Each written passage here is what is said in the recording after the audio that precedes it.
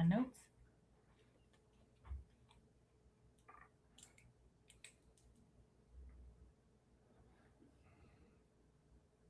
Do it. Okay. It did it. It did it! We are Yay! live. All Woohoo! right, episode 302. I'm here with my buddy, co-host Christy Lee. Thanks for being on the show. You're welcome. I think it's episode 303 though, isn't it? 303? All right, so we're here with episode 303. Happy New I- Year.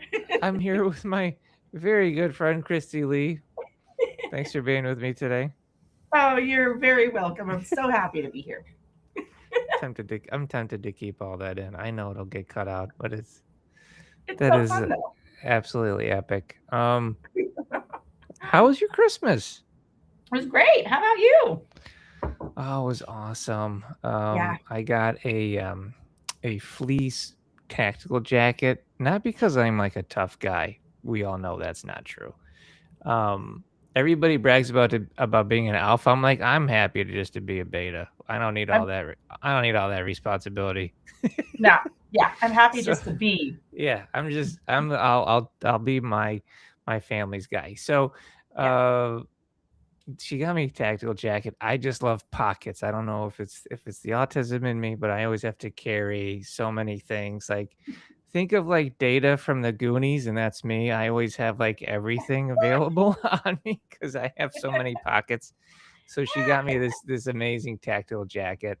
But it has like tactical patches that you would put like the American flag on or something, Oh, for like awesome. yeah, like Yeah. military stuff. So I bought Star Wars Rebel Alliance patches.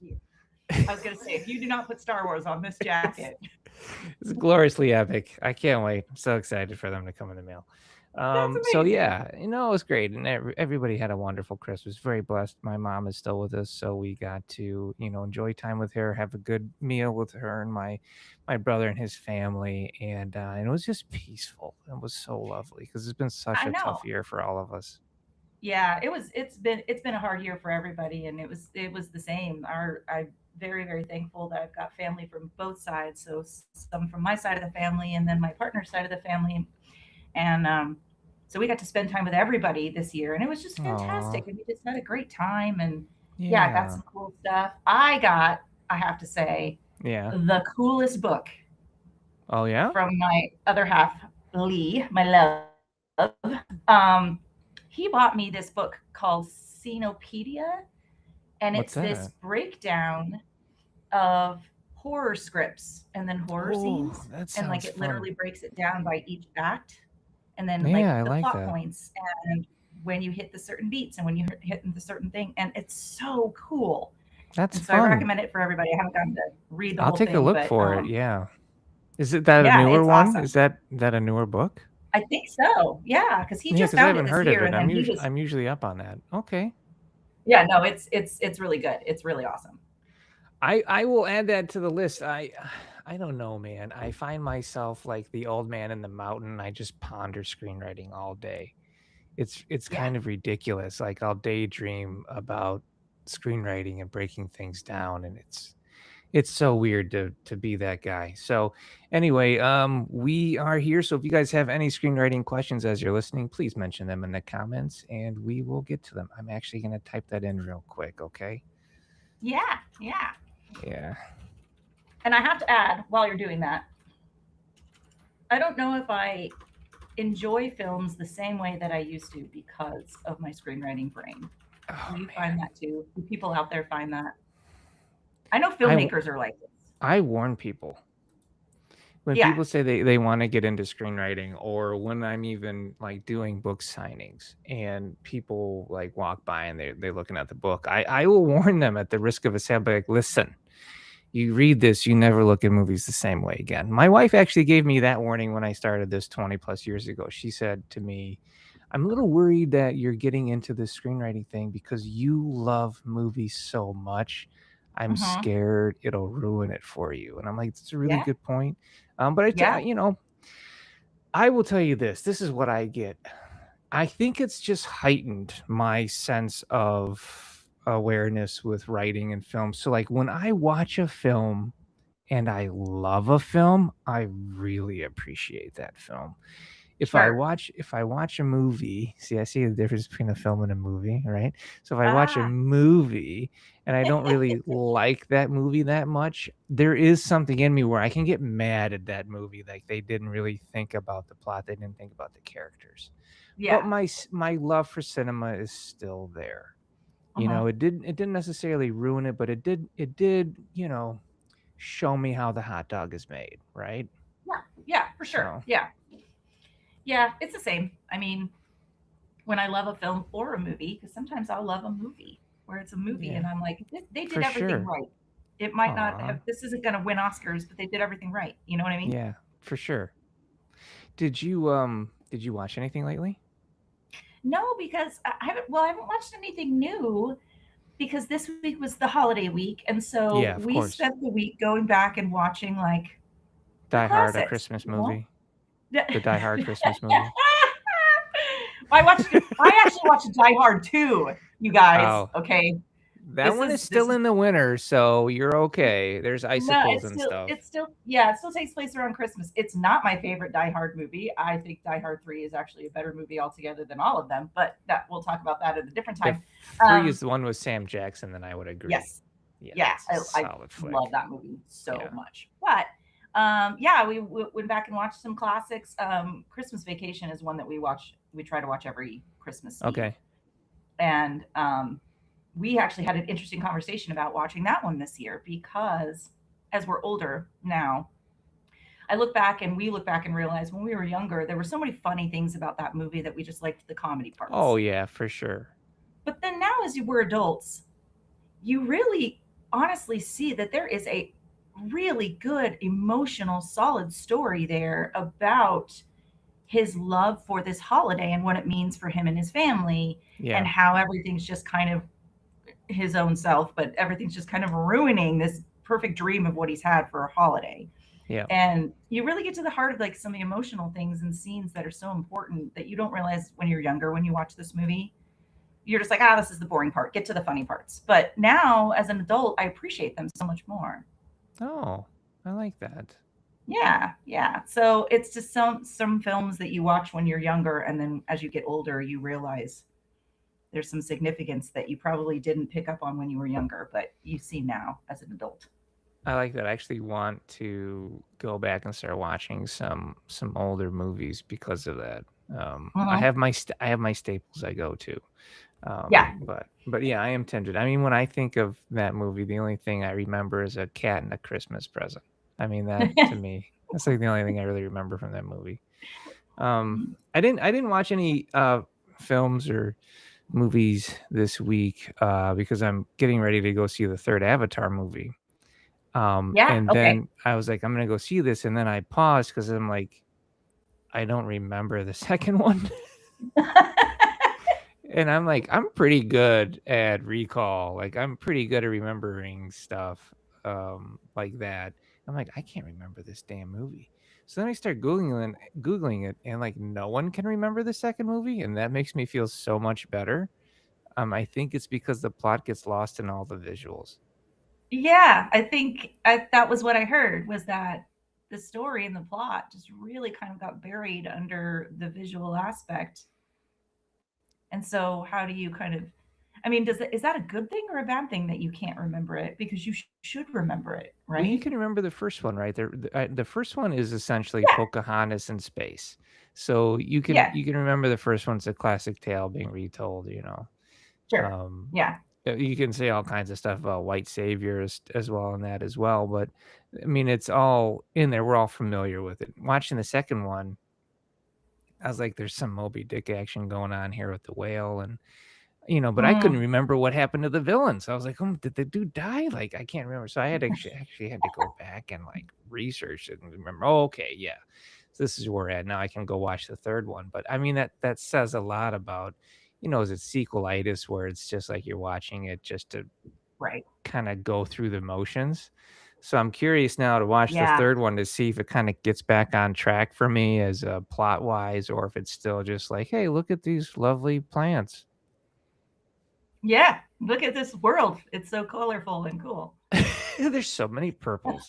All right, so um, what else did I want? So industry news, as far as Paramount goes, trying to get WB and Netflix really trying to cement that deal. Um, Yeah, Ellison has come in and guaranteed even more billions personally, and I know. they have kind of foregone trying to appeal to Warner Brothers directly, and now they are just appealing straight to the shareholders.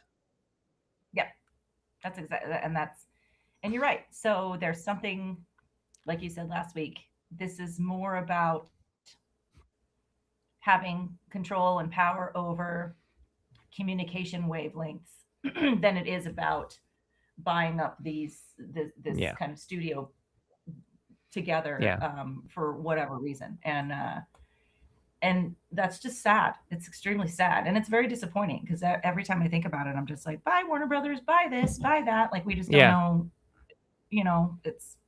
It's disappointing. It's disappointing. It's the monopolization and the consolidation of these studios, which is providing less and less talent, which is why I tell indie writers out there, find those smaller venues that you can really start appealing to those, type of freebie streamers, because those are our Right. opportunities now. Mhm. So that's always my point. Do you have any uh, bad screenwriting advice for me? I don't have bad screenwriting advice, but I have a question that Sure. I again, like last week, something I want us to kind of talk about, and it's to you. I want to kind of almost do an interview to you. I love that. I I want to know what is kind of one of the worst screenplays that you've read, Okay. and give us your thoughts on what makes the difference between probably a solid good screenwriter and one who's not great, Okay. is not hitting the mark. All right. Thank you. I'm making notes. Um, I like this because I've been pondering screenwriting. I don't know, man. I just randomly daydream and then I just think about breaking things down. And you'd think that would stop after writing a book, but for some reason it persists. Oh I yeah, did no, a I probably. did a post on Instagram about what makes you a good screenwriter is to keep reading more scripts. Read as many scripts as you can. And someone commented on there, well, that only counts if you read good scripts. And I was like, that's absolutely not true. Oh Some yeah, no. some of the some of the best stuff I learned from was reading really bad scripts. Is actually Mhm. what led me to creating my book, and my methodology of how to break down screenplays was by reading scripts that were like, these scripts don't make sense. Why don't they work? And then Right. problem solving, trying to make them work. It was structure and subplots, but then I started really thinking about really bad scripts. And then you asked me about the worst script I've ever read was this script about two people arguing, fighting for it was maybe 65, 70 pages. They didn't even have like a full 90-page script. And the person who wrote the script, their defense was, well, there's so much conflict, it just keeps going. Isn't that wonderful? And I'm like, this is there's nothing here. This is people Yeah. fighting. There's nothing behind these words. And Mhm. their arguments don't make sense. It's two egos arguing with each other. That's the script. Right. So I started really thinking like, what makes a screenwriter really good, like great at writing a script? And I've come to realize it's the ability to sense empathy.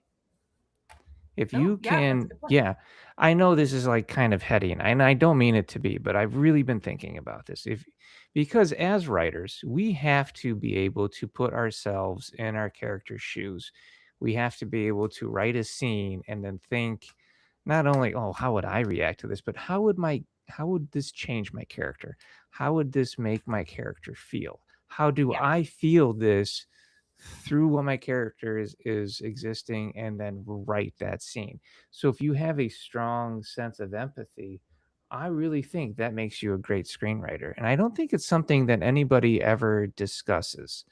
Um, I have what's called, secondhand cringe. So, like, a lot of Adam Sandler movies or, like, The Office, like, these type of cringy shows, I cannot watch because when I watch them, the amount of cringe that these characters are expressing, I feel firsthand. I get very uncomfortable, and Oh, okay. I have to walk out of the room. My wife laughs at me, and I'm like, I can't do it because I feel sick to my stomach. Like, is a real thing I experience, and that's just from having a lot of empathy. And so if you experience that kind of empathy, or not even that, but an empathy in general, you're able to infuse that into your characters because you're feeling what they should be feeling in that scene, and then you can express it. If you are an individual who does not have a developed sense of empathy, or you're at a stage in your life where you're not able to feel that empathy, you will struggle writing. I mean, Yeah. I really believe this. Mhm. Yeah, I think you hit the nail on the head at the end for me. I think that it's the life experience, something we kind of touched on last week about even just repetition. It's repetition in life, it's experiencing things in your everyday, but then just overall kind of your growth as a person that adds to building on those empathetic and even to a point, sympathetic kind of emotions. Yeah. Um, I find it interesting that you say things that are like the secondhand element Cringe? Yeah. gives you the cringe, It's uh, real, man. which is so funny because I think that there are a lot of people that feel the same way that you do, Jeffrey. And I Yeah. think you brought up a great example, which is The Office, which was kind of the first, start of Yeah, this for wave of sure. like this, right? And Yeah. there's people that are just on, you're either on one side or the other. It's something that you can watch, and people are able to kind of put the divide and the separation up, Yeah. and it doesn't really phase them. And then there's people who really do have kind of they're empaths, Yeah. and it's harder for them because you're breaking the fourth wall with those elements that the character's That makes talking directly sense. to you, That makes and you're sense. seeing this connection of they talk right to you, Like and a then you POV. cut back to right, yeah, what's going on in the action. I feel like The Office is one of my favorite shows, but Oh, I'm also a performer. I'm an actress. yeah. And for me, what I appreciate about that show is the element of these performers being able to convey such sense of personality that some of them don't have in real life. These actors were fantastic Right. at, like the actress who played Angela, or the actress who played um, Phyllis, and those kinds of things. That their personalities aren't the same in life, but the way that they were able to kind of convey that on screen, as a performer, that doesn't necessarily bother me as much.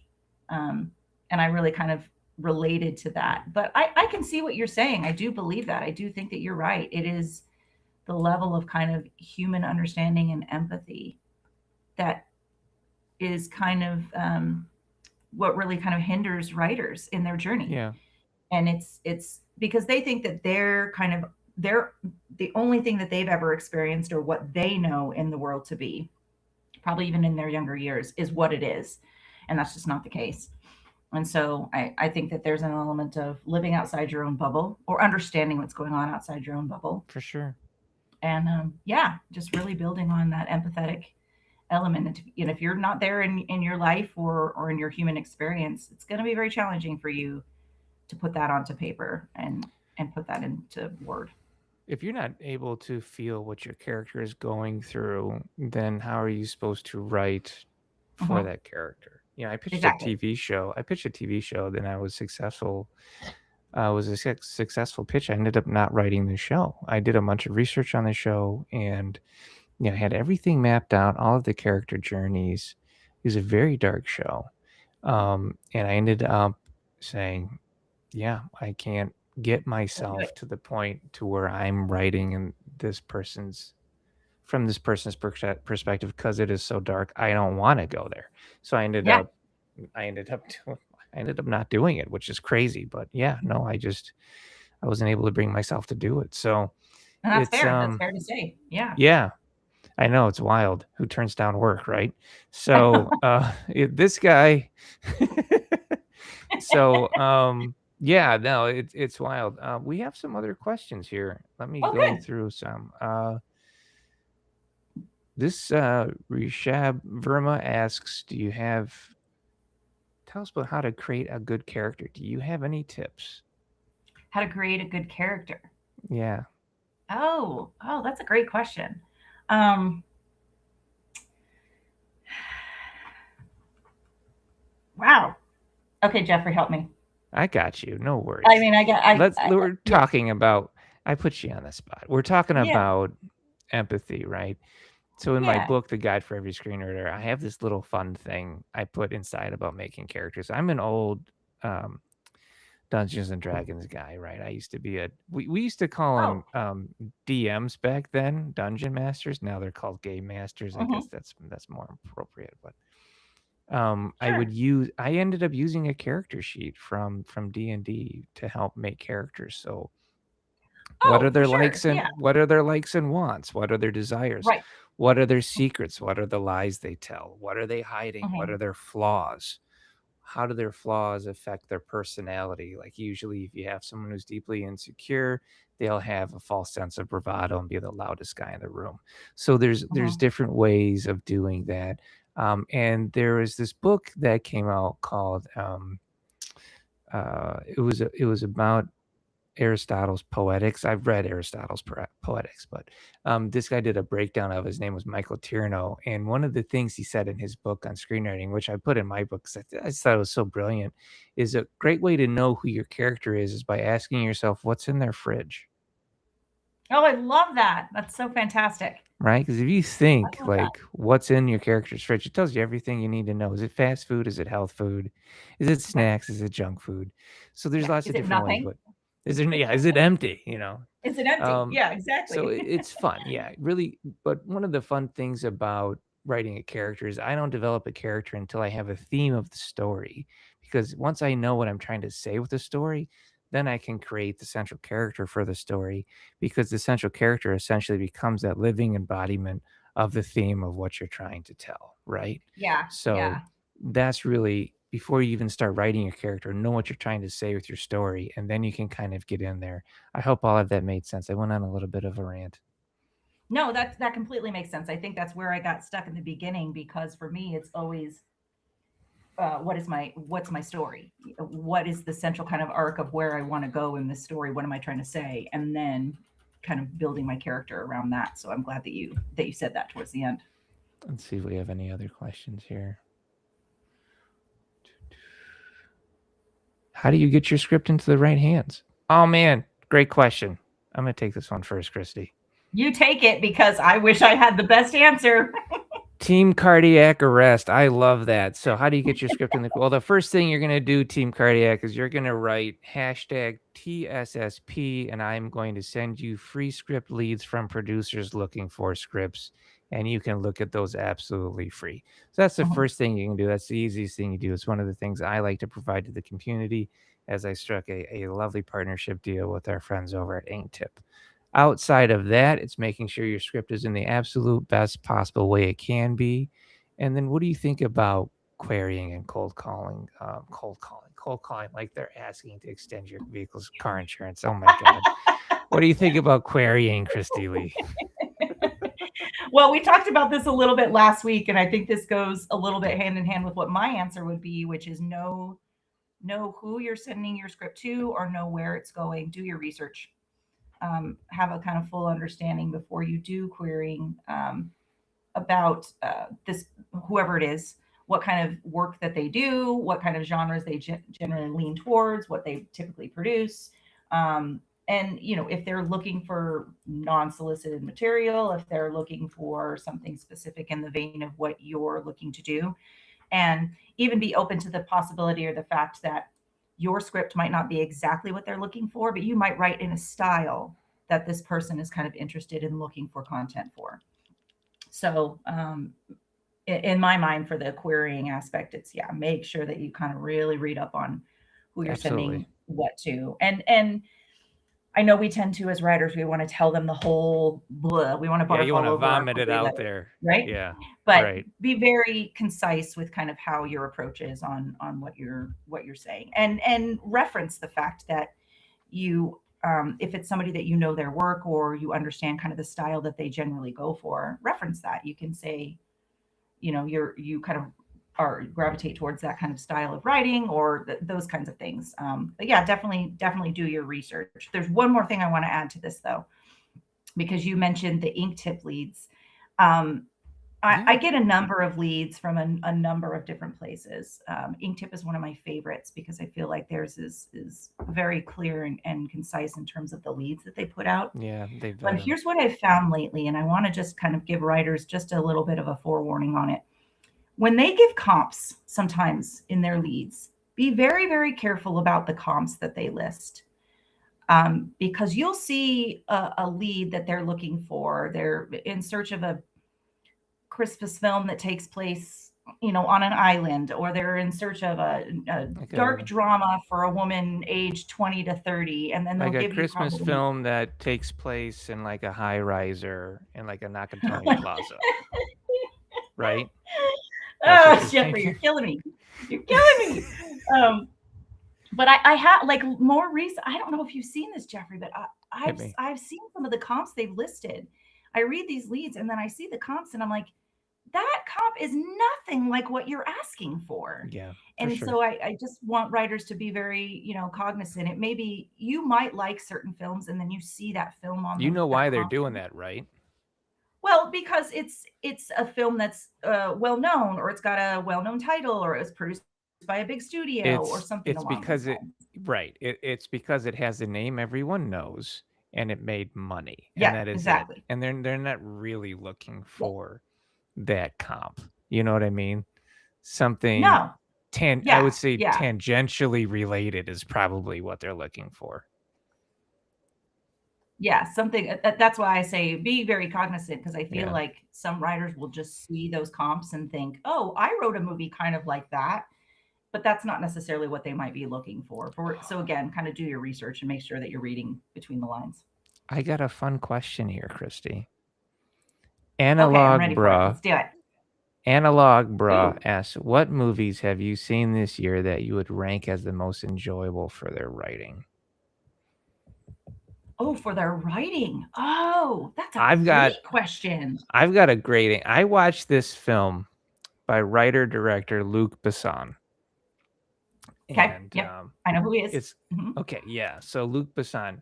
Let me give the audience kind of like a little example of what he's done in case people aren't familiar. But he did The Fifth Element, La Femme Nikita, Lucy, Leon the Professional. I mean, these are some of the films that. So you haven't heard much from him lately, but he did this movie called Dog Man, and it Mhm. was amazing. I made my wife watch it. This sent the actor Caleb Landry Jones crushes, and I love the film, so I recommend it. So I think that was a big surprise for me, was Dog Man. Mhm. Was Dogman. Yeah. Yeah. I think probably it's one of my favorite movies of the year, but I really really appreciate the writing is Sinners. Yeah, I Sinners was absolutely good. just loved. Yeah, I loved Yeah. that. I love that script, but I love the film, but I really love the script. Um, because I feel like it did a fantastic job of building up the world so that you had an understanding of the world, and then the dynamics of each character, how they related to each other, but then also the goals of each character before we really got into the action. Now, some people don't like that. They feel like it's just too much of a slow burn. Slow burn is that phrase that everybody loves to use. But I feel like it really worked in Sinners. And so I really appreciated that they created such a richness as the story kind of went along. And yeah, Sinners was probably one of my favorites this year in terms of writing. I think Sinners was great. The whole conspiracy theory behind Sinners is that originally it was a Blade movie. Well, I That's mean, the everything's whole probably going to originally be the whole something else, Hollywood but that's the whole yeah. Hollywood conspiracy theory, and I love it. I'm sticking with it. All right, I so mean, but can you imagine though that being like a prequel to Blade? That kind of would have been rad. so this is where this is where that rumor started, is that they had bought a lot of the costuming was done for the Blade movie, and Oh, it was the new set Blade movie? then. Oh.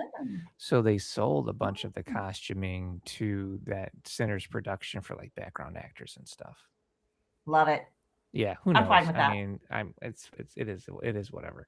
All Yeah. right, so the hashtag is TSSP. If you guys want the free screenwriting leads on Instagram, if you're just listening to this at home, you can go to thesuccessfulscreenwriter.com and then just sign up for the newsletter. So we have so many questions today, Christy. We do? Oh, good. Yay. Buckle Awesome. in, I love it. lady. Um, Okay. Amy Lou asks, is it worth submitting to competitions and build from there? As I'm not sure where to start these days. I think competitions have a couple of good things going for them.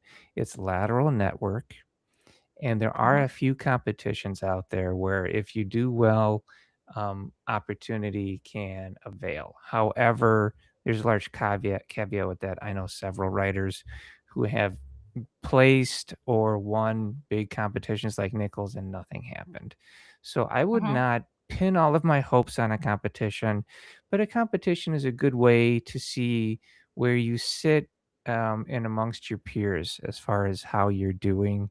And then going to competitions that have like good networking, whether it's lateral networking, where meeting people like you or people that are out there making stuff like producers. So there is good reasons to do competitions, but like I'm sure you say, Christy, do your research.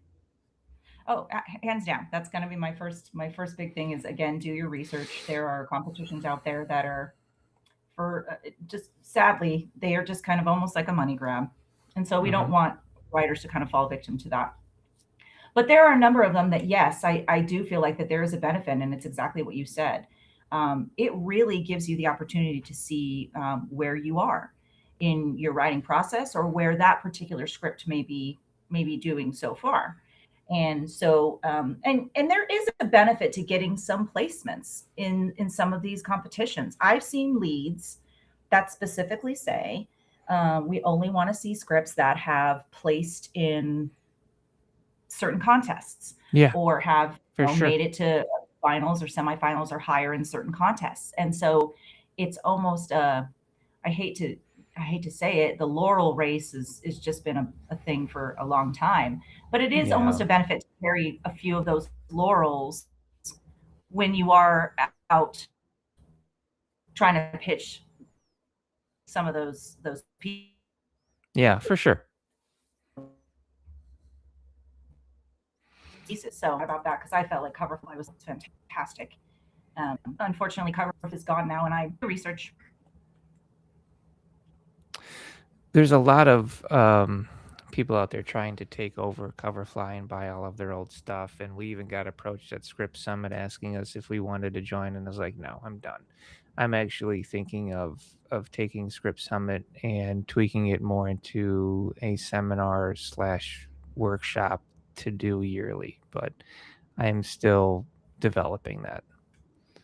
Mhm. Um, let's see. Oh my God, so many questions. It's crazy.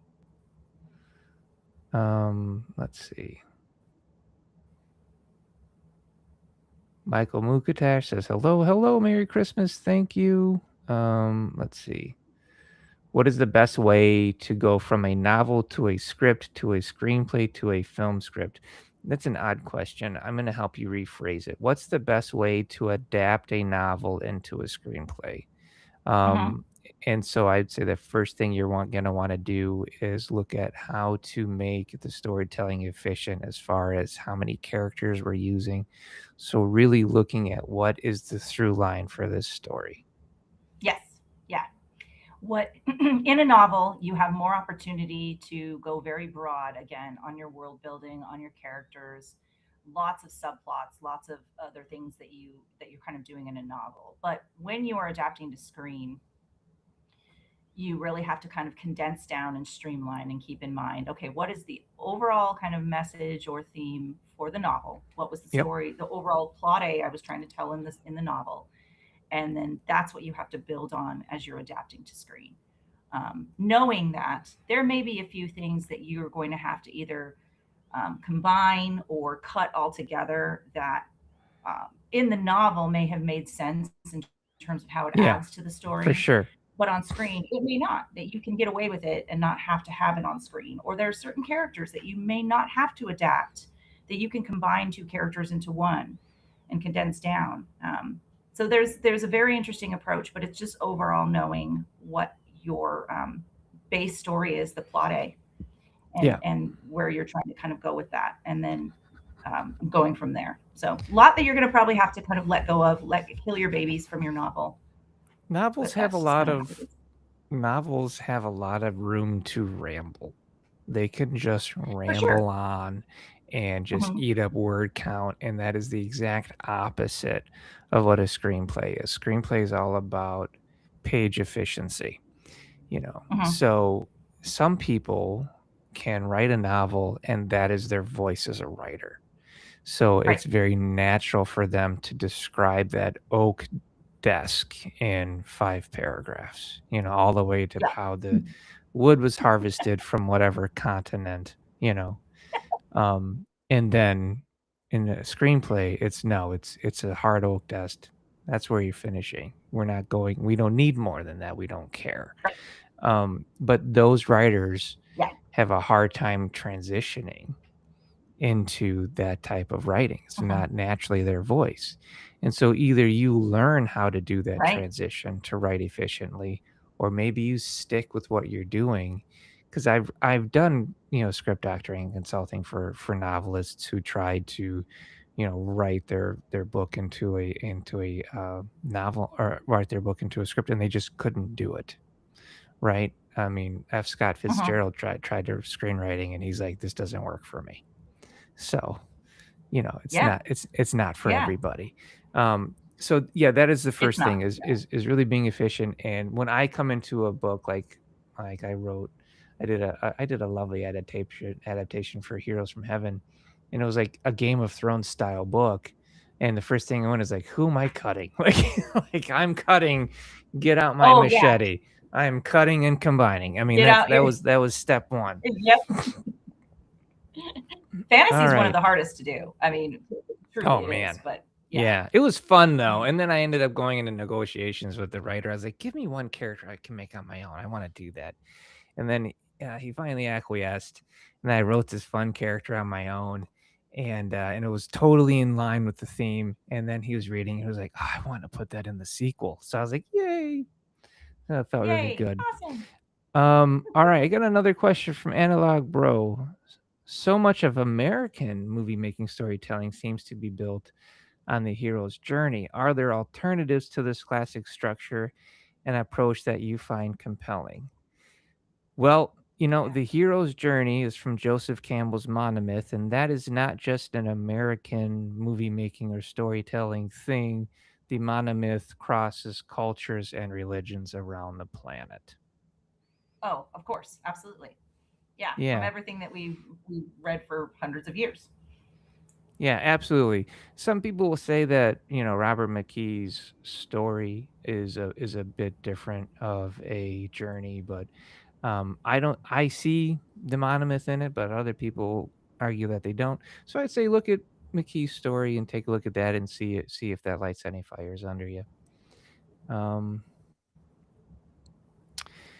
Yeah, Red or Chat, go you, ahead. is the question even about like an example of maybe a story about an anti-hero that has been extremely compelling? And I will say, for me personally, I think, am I there? It looked like it cut Yeah, me out. I'm back. you did Hi you guys. did cut off for a second. Yeah.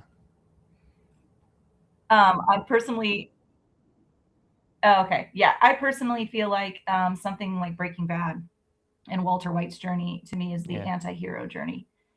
Um, So if that's the kind of question that you were looking for, where you're asking, well, tell me something, give me an example of somebody compelling that was not necessarily the hero. I think that that's something to study and take a look at. For sure. Lots. Red Chandler asks, "Is there any deals on software for screenwriters? What do you recommend?" Um, there's lots of different types of software. I use Writer's Duet. I love Writer's Duet. It Mhm. allows me to write at the same time as a client, so we could write together and we can both see it working back and forth. But there's and what I like about it is it's cloud based, so you never have to like keep buying a new software. Like Right. you pay the yearly due, and then you've got your software and you don't have to like upgrade every year, you know? So like I like Writers Duet. I don't know. What do you use? I, started on Celtics, and then I've used Final Draft as well. But I did land on Writer Duet as well. And that, I think, was when I started kind of working with you, Jeffrey, because you introduced us to the element of this really cool idea of being able to write in real time together I love it, on the dude. platform or on a project. And I love that. So yeah, Writer Duet's my preferred, but I know people always are going to kind of gravitate towards something like Final Draft, which is kind of the industry gold, I guess. And yeah, whatever works for you. If I you can find a good free screenwriting software, use it. my here's my thing. Sure, like Final Draft is considered the industry standard, no question. But when you have Writer Duet, the cool thing about it, I feel like I'm selling. I don't get any money for this, guys. I just like the software. Yeah, So, yeah. They um, don't they don't sponsor us, yeah, guys. we're not getting any cash You're here. just welcome. Maybe Writer Duet should send us like a couple of like a gift card to Starbucks. But um, like what I like about Writer Duet is that if you can export in an FDX, which is Final Draft Yes. software. Yeah. So like Yeah. if you're working with a producer and they like send me the script, you can export it as a PDF, and then the producer might be pissed off because they want to write a line or something. So you can Right. export it as an FDX and send it to them, and they are none the wiser. Yeah. Yeah. um, That's okay. all right, let me see. We're going on 40 minutes, bro. Let's maybe take one more question and call it. I don't want to keep you all day. Yeah. Yeah. You guys, Um, it's awesome. Getting great questions. let's see here. What I mean, this is like softball, but I'll give it to you. Team Cardiac Arrest says, "What's a good page count for a feature film?" Ooh, Yeah, you're teed up. speaking my speaking my love language. She's like, Um, well, I'm not sure. I know what Jeffrey's answer might be, but I yeah. feel that Go ahead.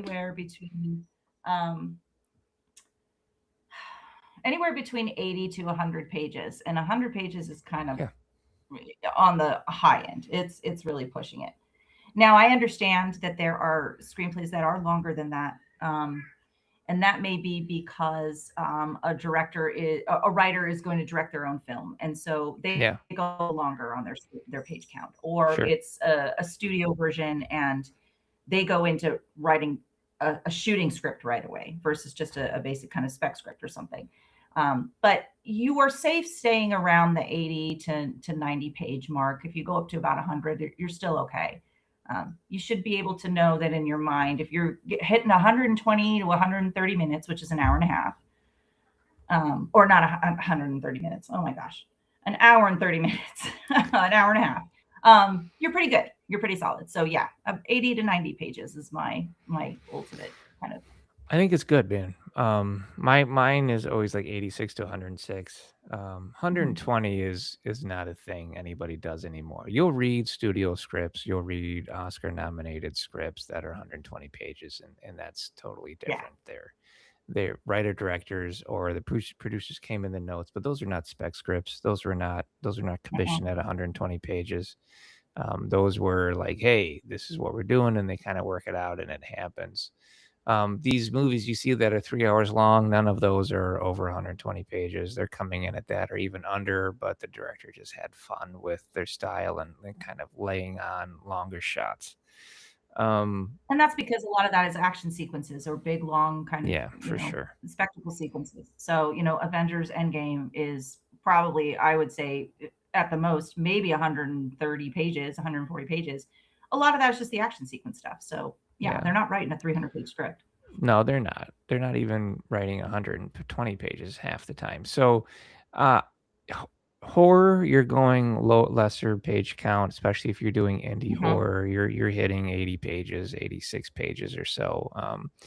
Indie producers want fewer page counts because every page is money and they want to spend less money. So they'll want fewer pages, but they do not want stuff 60 or 70, 75 pages. They're not wanting any of that. They want 80, at least 80, 86 pages because you have a complete story at that point.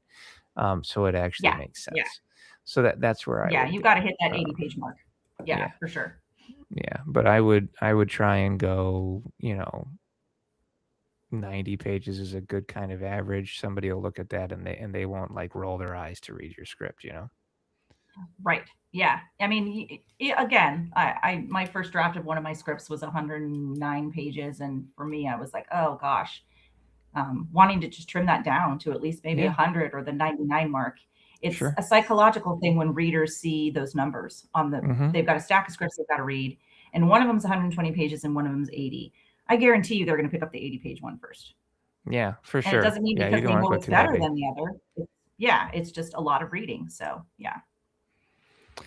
All right, man. Any final thoughts for me, dude? This ran like crazy long. So many great questions today. Yeah, fantastic questions. No, that's my final thoughts. It's good stuff. Keep it coming. It's fantastic. All right, you want to do this again next week? Let's do it. Everybody come back. Bring more questions. All right. Thanks, guys. Bye.